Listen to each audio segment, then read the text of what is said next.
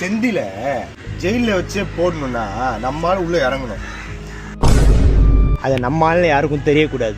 ஷார்ப்பாக இருக்கிற உங்களை மாதிரி ஆள் தான் பண்ண முடியும். உங்களால முடியும். எது என்ன சொல்றீங்க? என்ன இது?